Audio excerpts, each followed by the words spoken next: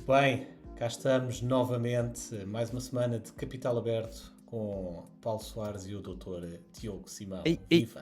Te esqueci isso, pá. Está bem Está disposto, tudo bem? Ricardo? Tudo ótimo. E pá, Quer dizer, já estava melhor ontem, que era fim de semana, do que hoje, segunda-feira. não te queixes, pá, não te queixes. Não te queixes, mas é com muita alegria, é com enorme entusiasmo que nós dizemos as boas-vindas ao mês de setembro. Já É passou verdade. o agosto, já passou o mês de agosto, está na altura de começar a voltarmos à vida, não é? Todos nós, aqueles que estiveram de férias e aqueles que não tiveram de férias. Portanto, Estás a assumir que basicamente durante o mês de agosto teve Aí é tudo que em paravalheira, banho-maria. meu. É pá, que Não se passa paravalheira, meu. nada. Não se passa nada, meu. A É única verdade. coisa que mexeu assim de notícias foi o Benfica ter perdido, não é? Lá com o Moreirense e Já entretanto. não é bem notícia o Benfica perder, não é? Nos Não, últimos tempos. pá, não vou ter esta discussão contigo que eu percebo puto de bola, portanto não. Já é do teu conhecimento que eu não percebo nada de bola, mas fiquei particularmente. Fui muito informado ao longo deste fim de semana sobre a questão do Das Brasil, do contingências alemão. futebolísticas do Roger Schmidt ter sido Do despedido. Isso, exatamente. Sim. É que o Rui Costa disse basta. Eu acho que os benfiquistas é que disseram basta e disseram basta ao treinador e ao presidente, mas pronto, como o Exato. presidente não tem ninguém que o despeça, por enquanto foi só. Cai sempre para o mesmo que é o treinador. Pois, mas achas que tu és daquelas pessoas que também acreditas que o Rui Costa está a prazo? Eu sou daquelas pessoas que acreditam que deve haver responsabilização na gestão, e tu não podes simplesmente assumir que quando as coisas correm mal, também correm mal porque quem está na primeira linha de decisão decide mal. Se o treinador não funcionou, e sobretudo se não funcionou ao fim de 4 jornadas, quando foi uma decisão pessoal do presidente do clube manter o treinador há 2 meses, é preciso não esquecer que o presidente do Benfica, há 2 meses, quando terminou a época e quando teve a oportunidade de planear uma nova época from scratch, do início, de forma bastante estruturada, com um novo treinador, se assim fosse o caso, achou que não, que a melhor decisão era de facto continuar com este treinador para a nova época. Ao fim de 4 jogos, despede-o. Pois. Tem que assumir de facto também a sua responsabilidade. E na verdade já é um conjunto um conjunto bastante vasto de más decisões de gestão. Portanto, acho que de facto tem que haver a responsabilização devida. A questão é que nos clubes de futebol sabemos que as coisas, apesar de teoricamente serem constituídos hoje em dia como sociedades anónimas, desportivas, não têm implementados ainda controles de gestão que permitem de facto esse nível de responsabilização como deveria ser. Tivemos o exemplo do Porto há bem pouco tempo com o Pinto Costa, em que de facto foi difícil tirá-lo de lá. Tivemos episódios no Sporting também no passado recente, e temos no Benfica. E temos seguramente muitos noutros clubes por aí fora, mas obviamente que sem os holofotes mediáticos não serem os três grandes do futebol português. Ok. Concordas? Discordas? Não discordo. Não. O que eu acho em relação ao futebol, eu vou dar a minha opinião em relação ao futebol de uma forma muito generalizada. Eu não percebo nada, não percebo muito pouco do tema.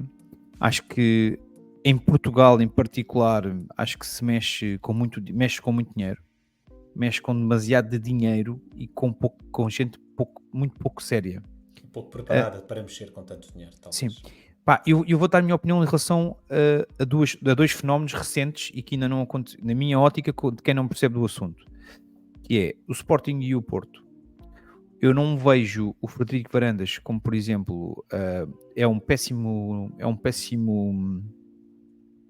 acho que ele é um péssimo presidente do ponto de vista de ser um tipo que seja afável, não é um tipo que seja de referência. Mas tem que não ser?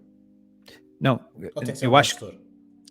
não, mas já lá vou. Eu acho que em relação ao Sporting, particularmente em relação ao Sporting, depois o Porto ainda não tenho muita opinião, mas dá para perceber que eu acho que ele deveria ele deveria ter uma vertente muito mais comercial, devia ser uma pessoa muito mais apelativa do ponto de vista do acolher tanto, neste caso do ponto de vista dos adeptos, não é?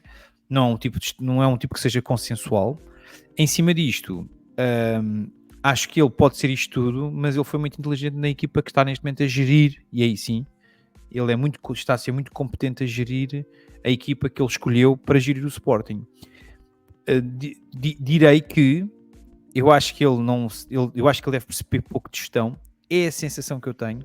É a sensação que eu tenho pelas poucas entrevistas que tive, de que obrigaram a ter algum desenvolvimento mais particular sobre aquilo que possam ser o estado de saúde do próprio Sporting e aquilo que possam ser os objetivos de investimento futuro de um Sporting. E atenção, mais uma vez, estou a falar de lives, de momentos que... Mas Diogo, faz parte, de facto, das competências de um presidente saber construir uma equipa à sua volta. Da mesma forma que, por exemplo, na política, faz parte daquilo... faz parte das tarefas de um primeiro-ministro construir uma equipa de ministros à sua volta que seja competente, não é? Isso também é a sua função. Tu podes ser extremamente competente, mas se não consegues escolher as pessoas certas, se não consegues trazer uma boa equipa à tua volta, não funciona. Mas é exatamente isso que eu estou a querer dizer. O que eu quero dizer é que eu não vejo, é que nele não vejo. Eu sinto que ele conseguiu escolher uma boa equipa para o ajudar a gerir o Sporting.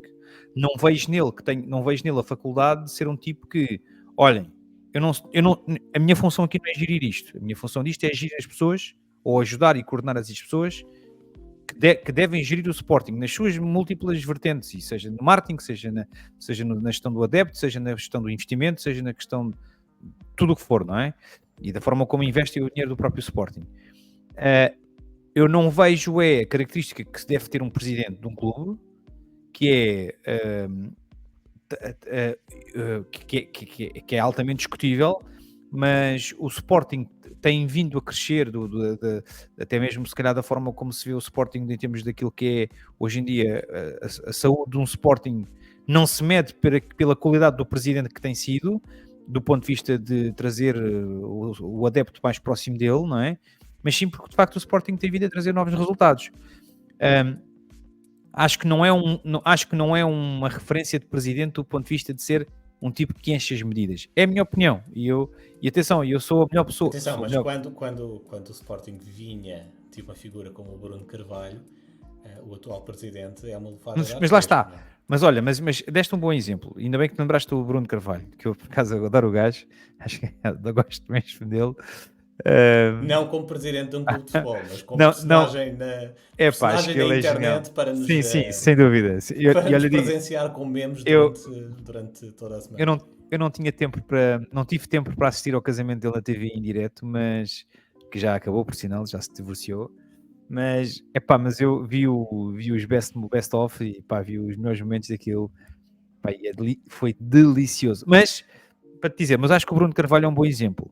Acho que o Bruno Carvalho, ele tinha fator X, era um tipo que convencia, era um tipo que dizia as maiores baboseiras do mundo e que a malta ia atrás dele. É aquele tipo de gajo que diz... Não, ele mobilizava, de facto, efetivamente, mas depois do resto era tudo uma desgraça. Pronto, eu para mim acho que falta ao Varandas um bocadinho de Bruno Carvalho. Pronto, acho que é basicamente isto. Eu acho que não há de haver nenhum sportinguista que se identifique com o que tu estás a dizer, mas eu percebo o que é que tu queres dizer. Seja alguém que consiga mobilizar as massas. Exato. Eu não estou a dizer que ele tem que ser o Bruno Carvalho do ponto de vista daquilo que ele defendia. Mas lá está, para mobilizar as massas está lá o Ruben Amorim, o treinador. Sim, exato. Com os resultados, não é? Com os resultados desportivos. Sim, também não é pelo carisma dele, não é? Também não é pelo carisma do Amorim. Sim, mas pela postura. Mas pronto, mas em contraponto, e só para terminar, da mesma forma que temos um Vilas Boas no Porto, que, na minha opinião, vai fazer um trabalho mais ou menos idêntico àquilo que está a ser feito no Sporting. Foi buscar... tem perfis parecidos até. E tem perfis parecidos, exatamente. Foi buscar o CFO não sei de onde, da nós, ou do que é, da Anacom, não faço ideia quem é que ele foi buscar, mas sei que foi buscar um CFO da praça. Pronto, isto significa que fez o trabalho de casa dele, que é, eu não tenho dinheiro, mas vou ter que pagar a gente boa para gerir o clube como deve ser. Está a fazer aquilo que qualquer gestor tem que fazer, criar uma equipa à volta dele. Exatamente. Portanto, sendo que eu acho que o Vilas Boas traz, em comparação com Varandas, traz um carisma diferente. É um tipo que foi treinador do Porto, é um tipo que é uma cara que toda a gente o conhece. já deu algumas cartas e portanto e é um pronto e de facto é um eu sinto na forma como o Vilas Boas fala e como se apresenta como sendo um verdadeiro portista. Eu não digo que o Varandas não seja, mas até vou-te ser muito sincero, eu tinha ideia que o Varandas até se apresentar como um candidato sério à presidência do Sporting, parecia-me que era mais ou menos assim um hobbyzito, vamos ver se isto cola, ver se isto dá, não é? Mas também, como tu disseste bem, a seguir ao Bruno Carvalho, aquilo também não, O que quer não que viesse já era um exato, upgrade. exatamente, portanto, pronto, Muito bem. não sei se tu concordas comigo com esta narrativa e com o discurso que Olha, ele... não concordo a 100%. Acho que o Varandas consegue de Tu alguma és do forma. Sporting, não? Não sou benfiquista, Ah, mas tenho a ideia de que de facto os sportinguistas de alguma forma estão bastante unidos. Também é verdade que os resultados esportivos ajudam, exato, mas exato. estão bastante unidos à volta do presidente e têm de facto uma percentagem de aceitação muito, muito boa. Agora, se isso é único e exclusivamente derivado dos resultados esportivos que têm sido bons ou se de facto é algo mais, não sei, não conheço o universo sportinguista a fundo. Mas gosto da postura dele, acho que tem sido inteligente na forma como sobretudo tem construído Não aparece? Parece bons pouco. profissionais à volta dele e parece haver uma estratégia definida. De facto, isso faz todo o sentido. E basta analisar, por exemplo, aquilo que é a trajetória de contratações de jogadores do Sporting pré-Varandas e pós-Varandas. O Sporting, tal como a esmagadora maioria dos clubes em Portugal, e o Benfica é um excelente exemplo disso, contrata muito e mal. Gasta-se imenso dinheiro a contratar imensos jogadores. Muitas vezes contrata-se muitos jogadores por não muito dinheiro, ou seja, ganha-se imenso dinheiro no total, no somatório, ou seja, não se compram jogadores muito caros, mas compram-se muitos a tentar ver onde é que se acerta. E o Benfica tem feito muito disso ultimamente, com a agravante de nos últimos anos até tem passado a comprar muito e também mais caro, porque fruto dos encaixes financeiros significativos que teve também a capacidade de começar a comprar mais caro para aquilo que é o nível do futebol português e com péssimos resultados. E o Sporting tem sido muito mais criterioso nas contratações, tem contratado muito menos jogadores, contratações mais cirúrgicas, bem identificadas, mais caras, mas de valores seguros. E parece estar a resultar, de facto. E eu acho que há aí estratégia, porque houve jogadores que o Sporting nos últimos tempos foi público que tentou contratar e que não os contratou porque não quis subir a fasquia para um determinado nível, que era o nível que do outro lado estavam a pedir por aquele jogador. E às vezes estamos a falar de 5 milhões de euros de diferença. O Benfica nesta fase está naquela fase em que vai atrás de qualquer coisa que peçam. Não está a ser rigoroso na fasquia, no controle orçamental, na forma como gasta o dinheiro. Também O era um parece clube... estar a ser bastante rigoroso. O Benfica neste momento, do que sei, é o clube que tinha uma boa folha de caixa, não é? Tinha uma boa tesouraria para Sim, gerir. mas isso não tem que significar que te tornes menos Não, criterioso na forma como gastas de o dinheiro, todo. não é? Não, isso não tem... Mas claro. pelo facto de ter, como tu dizes bem, o facto de ter uma folga orçamental maior, fruto dos encaixes significativos que teve com vendas de jogadores nos últimos anos, fez com que o Benfica perdesse essa capacidade de gestão, esse critério na gestão e entrasse numa onda de compra de jogadores, muitas vezes à última da hora, para tapar buracos, a preços claramente inflacionados, porque, lá está, não havia uma estratégia implementada. Exato. Muito bem.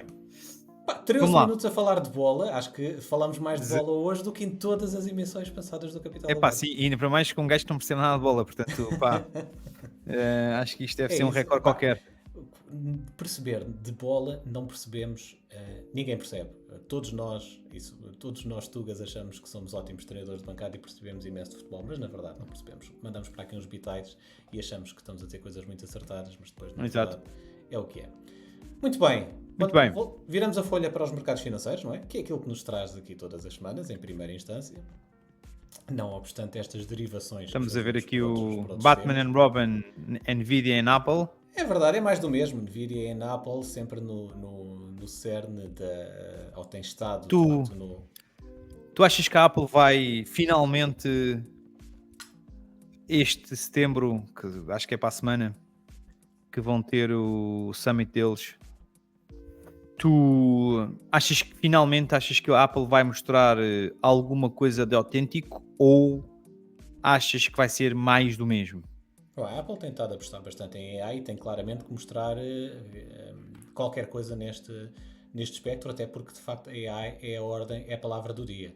Palavra do dia, palavra da noite, a palavra da semana, do mês. Qualquer empresa, nos últimos 2 anos dispararam as menções em AI nas tudo, né? apresentações de resultados nas empresas. Isto que tu estás a falar não é uma apresentação de resultados, mas na verdade é o evento mediático mais importante do ano para a Apple. Portanto, a AI vai ter que lá estar em força. Agora, se vai estar em força de uma forma que surpreenda o mercado pela positiva ou não, essa é a grande questão. Hoje li uma notícia interessante e positiva para a Apple que tem a ver com uma revisão que a Apple foi obrigada a fazer junto aos seus fornecedores, com base nas expectativas de vendas para o próximo ano, que tinham crescido de 10 a 15%, ou seja, a Apple reviu em alta entre 10 a 15% as suas expectativas de vendas de iPhones para o próximo ano e obviamente teve que comunicar isso aos seus fornecedores para ajustar a produção dos componentes em concordância com essa expectativa. É um bom sinal, obviamente a Apple não depende só, mas depende de forma bastante significativa daquilo que é a venda dos seus smartphones, portanto poderá ser efetivamente uma boa... Há sempre muita expectativa do que é que vai acontecer às ações da Apple, sobretudo a partir nos meses que se seguem ao seu evento anual. E acredito que de facto, se nos últimos 2 anos a Apple não passou ali por alguns momentos de maior turbulência, é possível que de facto haja aqui um momento de viragem. Estou bastante expectante, como se calhar não estava ou não tenho estado nos últimos anos relativamente à Apple. Vamos ver o que é que daí vem.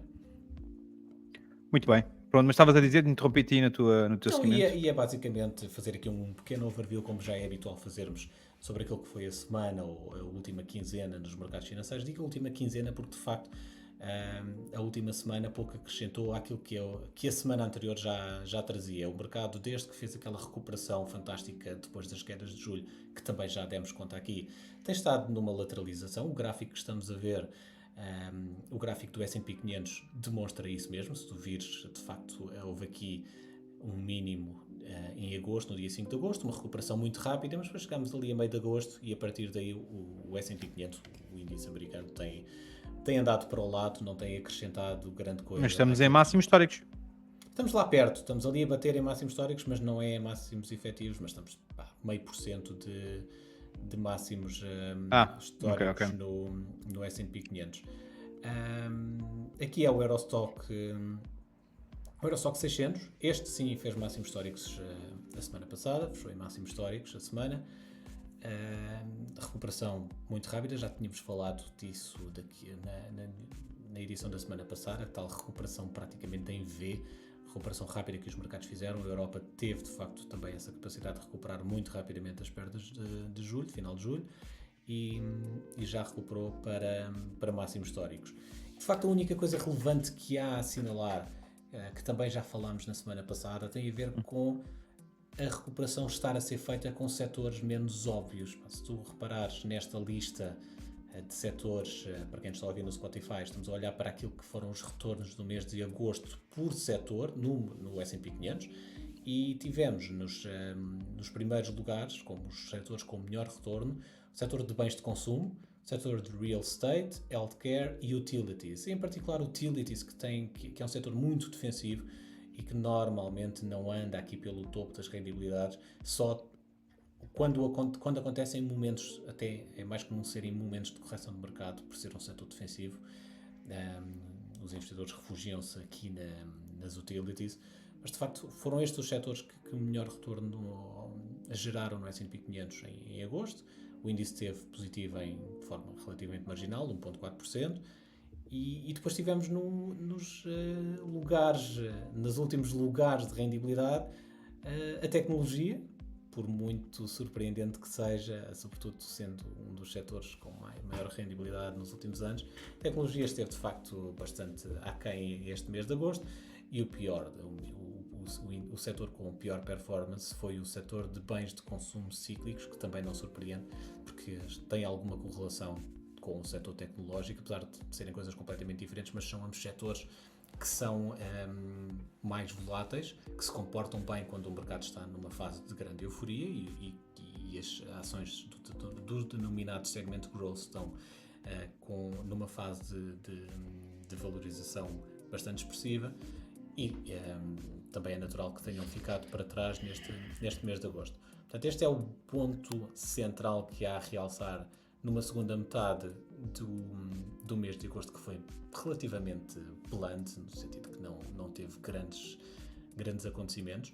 Esta valorização que falei ainda agora das utilities teve ainda a particularidade de colocar este setor como o setor com a melhor performance em 2024, acima até da tecnologia, como podes ver aqui neste quadro. Utilities é com 21,81%, em 2024 o setor com maior valorização, o que é surpreendente, porque eu diria que 9 em cada 10 pessoas, mesmo aquelas que seguem os mercados com alguma atenção, não diriam que tinha sido, ou que é o setor de utilities, aquele que até o momento teve a melhor valorização em 2024.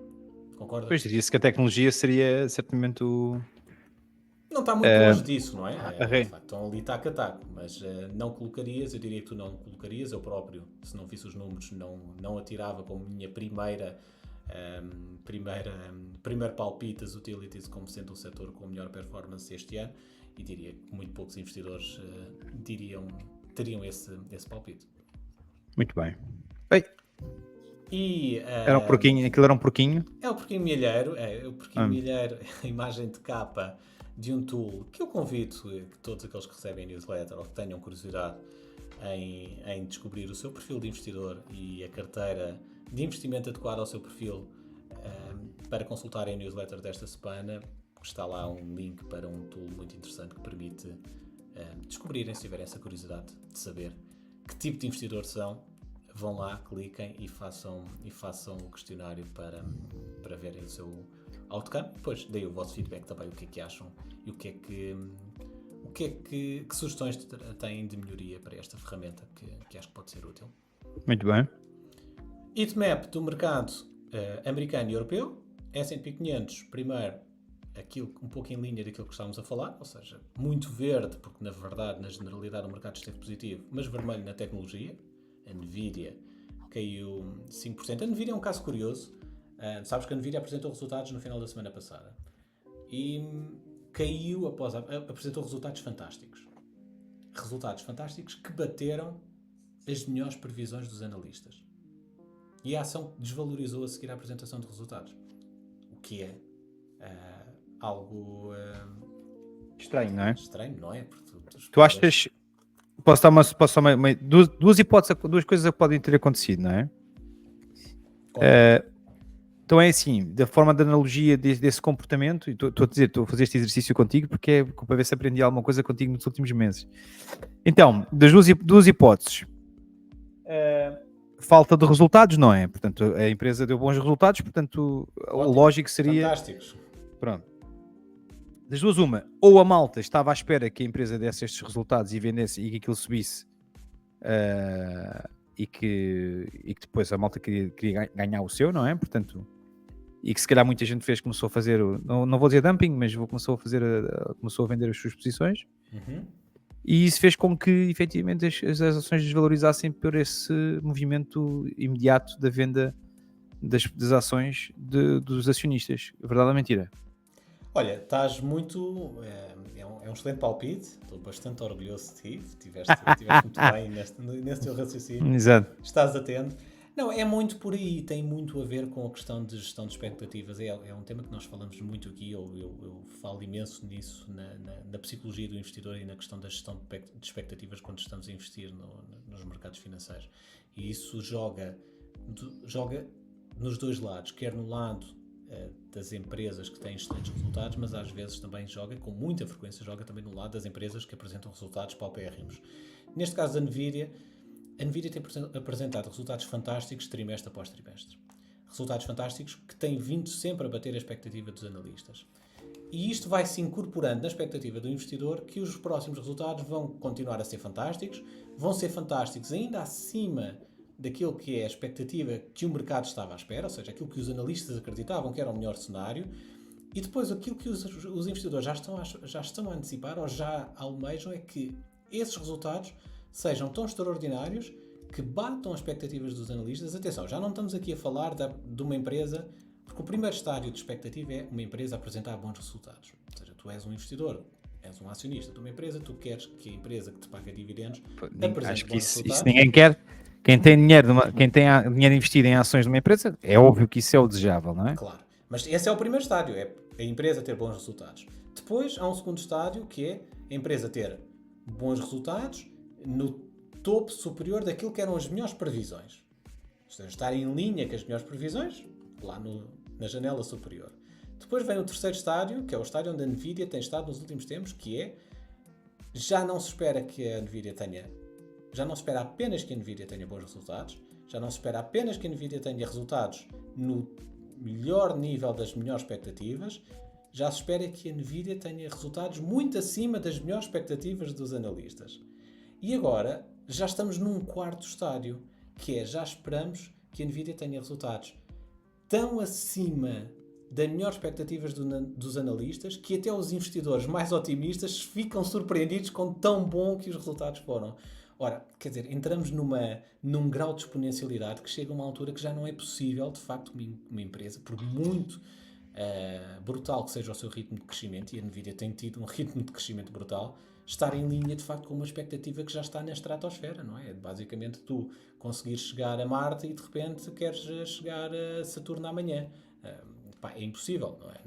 Não há capacidade de nenhuma empresa continuar a este ritmo. Esse ritmo, portanto, não é? É muito isto que aconteceu na Nvidia para ter desvalorizado em bolsa após a apresentação de resultados, que foram absolutamente magníficos. Isto depois levanta também outra questão, que é até que ponto é que a valorização da Nvidia não incorpora já uma expectativa de resultados futuros tão brutal que vai ser muito difícil a empresa, nos próximos tempos, continuar a gerar resultados em linha com uma expectativa que já é de facto tão estratosférica. Fica a pergunta. Eu não tenho resposta para essa pergunta. Sim, mas vai haver um momento corretivo, vai haver uma correção a alguns, não é?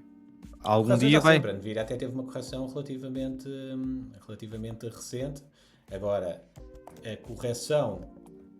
A Nvidia ter uma correção é perfeitamente normal e não vem mal nenhum ao mundo por aí. Pelo contrário, até é saudável que as ações, que os índices parem para respirar e aliviem um pouco. Acho que é saudável haver esse flow constante para cima e para baixo e não ser apenas uma subida ininterrupta.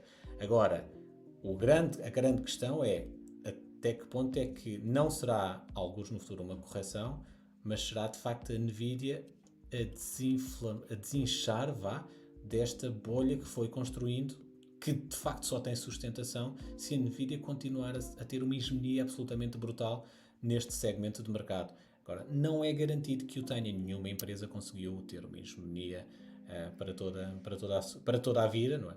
E de facto é essa a grande pergunta que fica para os investidores, sobretudo para quem de facto investe na Nvidia e quer de facto continuar a investir na Nvidia e acredita que ainda há de facto muito dinheiro a ganhar com a Nvidia, é perceber se de facto se a empresa vai continuar a ter este grau de hegemonia, porque já não é só aquilo que está aqui em causa, já não é só uma empresa a fazer dinheiro, porque a Nvidia seguramente vai continuar a fazer dinheiro durante muitos anos. A questão é se a Nvidia vai continuar a fazer dinheiro ao ritmo que tem feito dinheiro, com a hegemonia que tem tido. Essa é a grande questão. Não vai parar, não é? Pelo menos acho que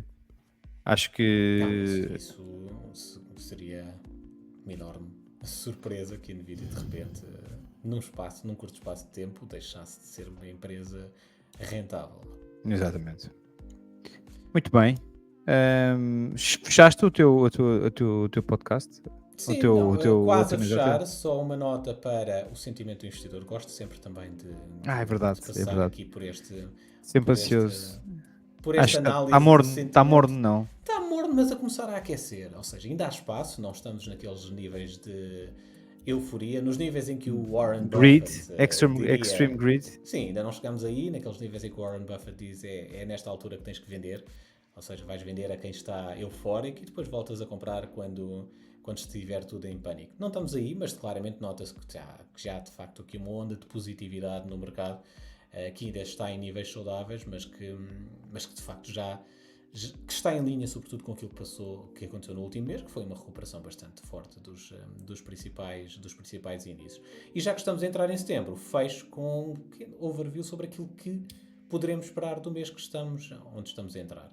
E se olharmos para os padrões históricos, não nos espera nada de muito bom, porque setembro é de Depois tu já longe tinhas dito que era o pior mês historicamente dos últimos 50 dos anos, não é? mercados Fizeste financeiros. aquele gráfico dos últimos 50 anos, não foi? Sim, tenho mostrado algumas análises. Esta também é o retorno médio do S&P 500 já desde 1928. Atenção que os números que aqui Não estão estamos a ver. Já há bocado o grid, não vimos qual é que era. Grid Então, não. vamos... falhou qualquer coisa na minha partilha de ecrã, mas vamos partilhar novamente. Mesmo o feeling do consumidor não vimos. Podemos lá voltar. Já estamos Agora a ver? sim, já estamos a ver.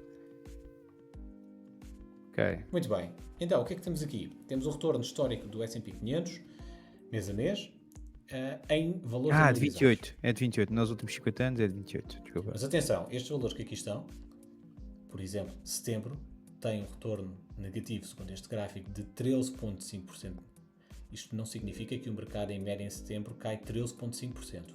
Significa que o mercado em média cai um valor que anualizado, ou seja, se ele tivesse o ano inteiro a cair a esse ritmo, iria cair no total do ano 13,5%. Ou seja, isto significa que em média o S&P 500 em setembro cai, diria, 1 e tal por cento, 2%. Mas ainda assim é claramente o mês mais negativo comparativamente com todos os outros meses do ano, historicamente no S&P 500. Mas, que uma nota, há sempre um mas nestas coisas e ainda bem, julho, que historicamente é o mês mais positivo, foi precisamente o pior mês Até em então. 2024.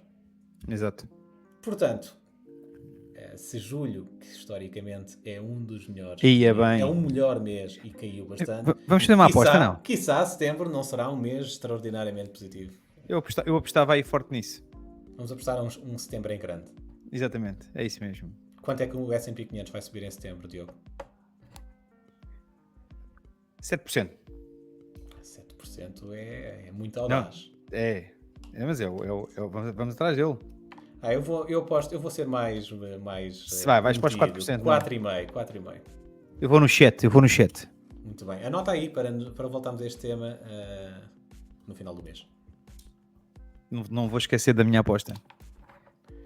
Muito bem, volatilidade. Sim, já tinhas falado sobre isto? Já falamos muito sobre isto, sim. antes de eleições. As eleições nos Estados Unidos são em novembro, a volatilidade sobe significativamente nos meses que antecedem, portanto, continuando naquilo que nos espera neste mês que estamos a entrar de setembro, é muito provável que de facto a volatilidade aumente. Isso não tem nada de negativo, pelo contrário, eu sou daqueles que defendem que é bom, a volatilidade é boa no mercado. A volatilidade dá-nos mais oportunidades de investimento, dá-nos mais oportunidades de rebalancear carteiras, portanto só traz coisas boas. É preciso compreender a volatilidade e perceber que ela faz, obviamente, as carteiras valorizarem por vezes de forma significativa, mas também faz apanharmos alguns sustos pelo meio. É preciso compreender esses sustos para não entrar em pânico e não tomar decisões precipitadas. E, finalizando porque também é outra das coisas que se espera em setembro, que é cortes nas taxas de juros, quer por parte do BCE na Europa, quer por parte da Fed nos Estados Unidos. Este é um gráfico que representa o retorno do S&P 500 nos 12 meses seguintes a um primeiro corte de taxas de juro por parte da Fed. Ou seja, as taxas de juro, como tu sabes, têm ciclos de queda e ciclos de subida.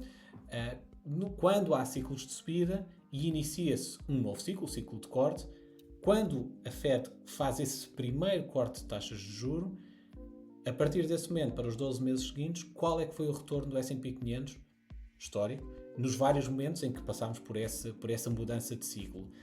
E na esmagadora maioria dos casos, o retorno do S&P 500 foi bastante positivo. Foi positivo e, em alguns casos, em muitos casos, de forma bastante significativa, com retornos de 20%, de 30%, nos 12 meses seguintes ao primeiro corte de taxas de juros. Só houve 2 momentos em que isso não aconteceu e deu-se o inverso. O S&P 500 caiu e caiu bem, 13% em janeiro de 2001 e 17% a seguir ao primeiro corte de juros de setembro de 2007, a que se que se sucedeu depois a crise Do financeira subprime. de 2008 do subprime. Mas temos aí São- subprime.com, não é? São apenas dois exemplos, mas foram. Exato, temos o subprime e a bolha.com. São apenas dois exemplos, mas foram dois dos últimos 3 ciclos de cortes de taxas de juros que correram mal para o S&P 500. Portanto, vamos esperar que isto não foi apenas dois eventos isolados, porque de facto, historicamente, cortes de taxas de juros são positivos para o S&P 500, têm-no sido ao longo da história e esperemos que, mais uma vez, também o seja desta. Muito bem, agora preciso um pivô do telejornal a relatar. E esperamos agora José que... Rodrigues dos Santos. Exato. Estão a fazer a geração wokeista, está a tentar acabar com o homem, não sei se sabes. Como é? Ele foi a ERC, não sei se soubeste, por causa da entrevista dele com o Temido. Não sei se tiveste... Sim. Acompanhei meia à distância essa polémica da entrevista do jovem. Que ele não informou bem os portugueses, não é? Ou foi tendencialmente... tendencialmente terá não sido muito esclarecedor naquilo que devia ter sido o seu papel em conjunto com a candidata. Viste essa entrevista? Vi. Tens ideia formada? Tenho. Acho que ele fez um bom trabalho. Acho que podes-me perguntar se ele se comportou de forma igual com os candidatos. E diria que não. Não é? Então, eu acho que ele não se comportou de forma... Acho que ele não foi equilibrado na forma como entrevistou os candidatos. Mas se me perguntares... Diz? Algum dos entrevistadores consegue ser, de facto, ter esse nível de isenção e ser relativamente homogéneo? Por acaso é engraçado, porque eu tenho reparado que muitos dos mediadores, neste momento, hoje em dia, destas entrevistas, são de facto importantes, não é? E que ainda são tempo de antena dos candidatos, seja qual for a posição que estejam a concorrer. Engraçado que sinto, ou começas a sentir, efetivamente, até porque eu acho que isto começa a estar cada vez mais polarizado, mas sentes claramente o lado, não é? Tu consegues perceber, pela forma como as entrevistas são conduzidas, qual é o lado. Sendo que sabemos perfeitamente que RTP1 ou RTP3 tem sempre um cunho, sendo que o Rodrigo dos Santos é, de facto, é sempre alguém que é sempre, pronto, muito mais ele próprio, não é? Portanto, não se vende tão facilmente. Sim, claramente não segue diretrizes superiores do canal. Exato. Acho que ele tem um ADN próprio, tem uma espinha dorsal dele e, portanto, não... mas depois os restantes canais não, vês claramente, e na SIC também, isso é perfeitamente visível. É uma linha editorial. Sim, mas acredito que de forma muito generalizada as entrevistas são bem conduzidas, não é? Portanto, não vejo... E digo mais, a RTP3 faz boas entrevistas. Acho que a CNN não é assim tão CNN. Não, pronto, acho que são sempre assim muito mais tendenciosos, na minha opinião. E pronto, não tenho acompanhado o novo canal, muito honestamente, o novo canal de notícias do grupo Cofina, aquele, não sei o nome, mas... É um novo canal, não é? Sim, de notícias, portanto, uma coisa assim, que é notícias em 15 minutos, assim, uma coisa qualquer. É um formato mais rápido, pelo que sei, não tenho a opinião. Bom, mas acho que, pronto, isso é a minha resposta politicamente correta. A resposta pessoal, acho que foi merecido. Acho que foi merecido. Acho que a Marta Temido, de facto, fez uma campanha fraca. Merecia ser apertada. Acho que merecia ser apertada. Muito, muito honestamente. Acho que sim. E pronto, lá foi eleita, como era fácil de se prever, não é? Portanto, sim, até claro. porque não lá foi eleita. Que o ia ser. E pronto, e lá está a fazer a sua campanha. Mas pronto. Temos aqui o nosso tributo ao José Rodrigues dos Santos. Não vamos terminar com morreram todos, porque... não. Bastante fúnebre, mas... Sim, mas... olha, eu gosto muito dele. Acho que ele é um tipo fora da caixa. Gosto dele. Gosto dele. Acho que é um tipo sério. Sim, pelo menos parece ter espinha dorsal intacta, não é? E depois é assim, este pronúncio por parte da ERC relativamente à forma como... Epá, eu também não vou dizer que isto é aquela coisa, o wokeismo de quererem cancelar o homem, mas parece-me ser uma decisão muito encostada a querer agradar a muitos, não é? A querer agradar uma minoria. Vi uma coisa muito interessante, vamos acabar com isto. Até porque foi uma frase que me acompanhou durante o fim de semana. Acompanho de perto alguns movimentos agora por causa desta questão das eleições norte-americanas. Tenho acompanhado, pronto, alguns oradores que têm opinião tanto à direita como à esquerda, e tenho visto e tenho de facto assistido a estas opiniões que de facto a América está a ter. A América está a lutar diariamente com uma geração muito wokeista, portanto com um wokeismo exacerbado, exagerado, e houve um tipo que disse algo muito interessante. Isto para mim é uma lapalice, portanto isto é lapalice, não tem nada de mais, mas é uma expressão que vai muito ao encontro desta nova teoria dos LGBTs e afins e dos géneros e tal. E nós neste momento estamos a sofrer, nós, e atenção, não estou a ser eu pessoalmente, não me estou a particularizar nem individualizar, mas falo dos Estados Unidos e falo da Europa em si. Nós, de facto, e é notório, portanto isto é um facto, antigamente havia a tirania da maioria, não é? Havia a tirania dos grandes líderes, não é? E neste momento nós estamos a sofrer, começamos a ser vítimas, todos nós, da tirania das minorias. O que é estranho, não é? Do ponto de vista democrático é estranho. Eu diria que sempre foram as minorias, não é? Agora a questão é que antigamente eram as minorias de poder e agora são minorias de contrapoder, que acabam por influenciar o poder. Tem uma capacidade e por isso é que é tirania, não é? Portanto, certo? Porque começam a ser... Não deixa de ser uma minoria, ou seja, são minorias diferentes, enquanto que antigamente tinhas de facto uma minoria de poder que de facto impunha a sua vontade à maioria, e agora tens uma minoria de contrapoder que influencia a minoria de poder para impor a sua vontade à maioria.